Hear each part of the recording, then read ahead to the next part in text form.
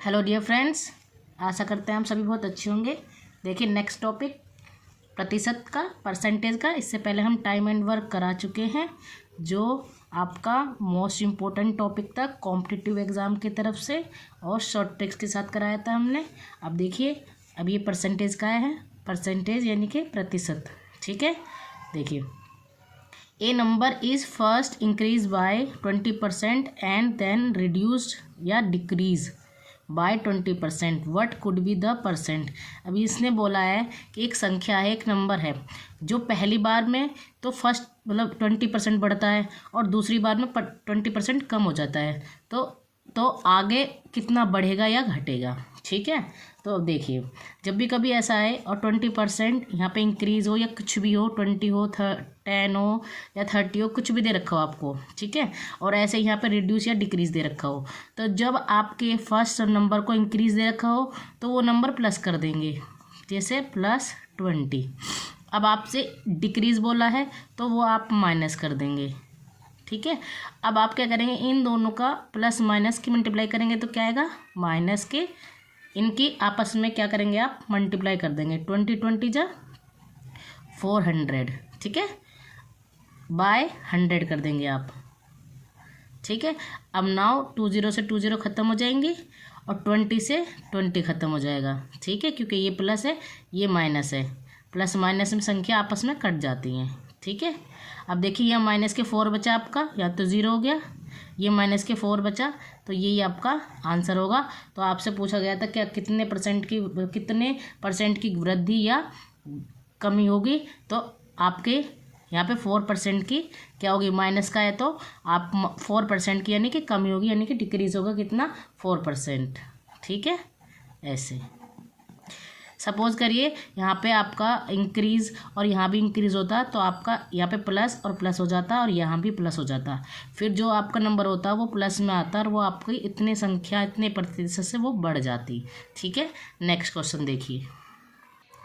Next question देखिए, type 2, कि किसी वस्तु की बिक्री 5% घट जाने के कारण वस्तु की कीमत 5% बढ़ा दी जाती है, तो बिक्री से आय में कितने प्रतिशत की वृद्धि या कमी हो जाएगी। देखिए, है तो ये क्वेश्चन उसी की तरह है ना, पर आप एक तरीका और है जो आप इसे इस क्वेश्चन को उस तरीके से भी कर सकते हैं।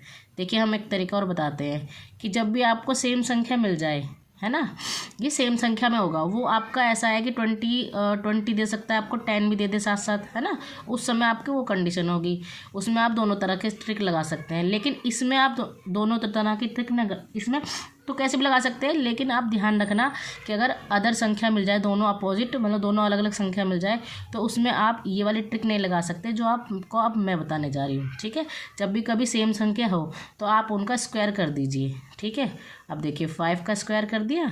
ठीक है, अब क्या, नीचे 100 लिख दीजिए।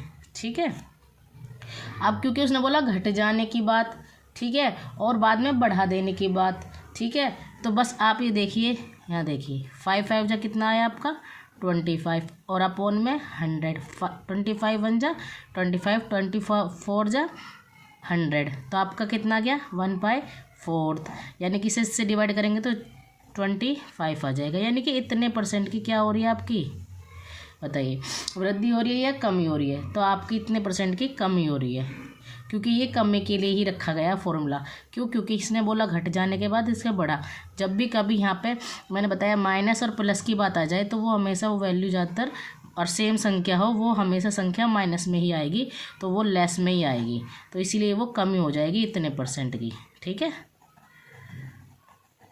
ये ध्यान रखना कि जब भी कभी माइनस प्लस या प्लस माइनस हो, यानी कि प्लस माइनस की बात हो रही हो, एक बार घट रहा हो एक बार बढ़ रहा हो, जब एक बार घट रहा हो एक बार बढ़ रहा हो तो वो हमेशा माइनस में ही आएगी, और सेम संख्या हो तब ये इस समय उस कंडीशन में वो कम हो जाएगी।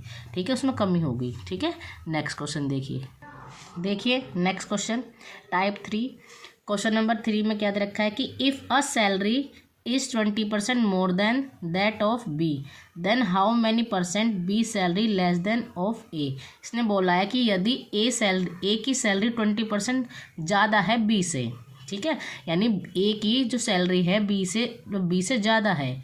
ठीक है, जैसे कि मान लो राम की सैलरी श्याम से ज़्यादा है, तो कितने % बी सैलरी लेस देन, तो बी की जो सैलरी जो है या राम की जो सैलरी है वो शाम से कितने % कम होगी। ठीक है, तो देखिए इसमें तरीका थोड़ा सा अलग है। ठीक है, इसमें आपको तरीका थोड़ा सा अलग लगाना पड़ेगा। देखिए इसमें केवल एक संख्या दे रखी है, तब आप क्या करेंगे, इस संख्या को ऐसे एज इट इज़ ऐसे लिख लेंगे। ठीक है, अब क्या करेंगे, आप इसी संख्या को 100 में प्लस कर देंगे, क्योंकि इतने % अधिक है। ठीक है, यानी कि भाई ए की सैलरी 20% है और मोर देन कितनी है, वो 20% है और मोर देन कितनी है, मतलब मोर देन 20% है, 20 है ना, 20 है, मोर देन 20% है, यानी कि 20% अधिक है तो 20 ही अधिक होगी 100 से। ठीक है, मान लिया उसकी सैलरी 100 है तो 100 में 20 में लेस कर दिया। ठीक है, तो 120 उसकी हो जाएगी, किसकी, ए की, और इसकी कितनी हो जाएगी, ए की तो मानी हुई है। ठीक है, उसकी इसकी हो जाएगी, क्योंकि वो तो % दे रखा है। अब आप क्या करेंगे, 100। ठीक है, ऐसे ये अलग है। अब आप क्या करेंगे, इन्हें प्लस कर देंगे। देखिए 20 एज इट इज़ आ जाएगा, इन्हें प्लस करा 120 आ गया आपका, और यहाँ पे आपका 100 आ गया। इससे आपको ये कैंसिल कर देंगे।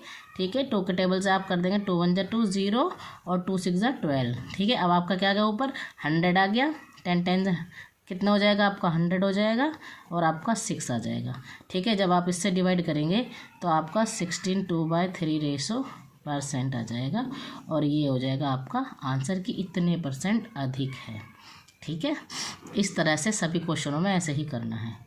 ठीक है, अगर कभी भी बी की सैलरी हो या ए की सैलरी हो, जिसकी भी सैलरी हो, उस सैलरी को 100 में प्लस कर देना और 100 से मल्टीप्लाई कर देना और अपॉन में रख के डिवाइड कर देना, आपका आंसर आ जाएगा। नेक्स्ट देखिए क्वेश्चन नंबर 4। देखिए यदि ए की आय बी की आय से 25% अधिक है तो बी की आय कितने % कम होगी। ठीक है, देखिए सेम डिजिट दे रखी है, और मतलब डिजिट सेम नहीं है और डिजिट तो चेंज है पर क्वेश्चन सेम है। ठीक है, तो इसे आप अपने आप कीजिए होमवर्क के लिए। आज के लिए इतना ही काफ़ी है, फिर नेक्स्ट क्लास लेंगे, क्योंकि फिर वीडियो ज़्यादा बड़ी हो जाती है, सब कोई देख नहीं पाता है। ठीक है, thank you for watching my video.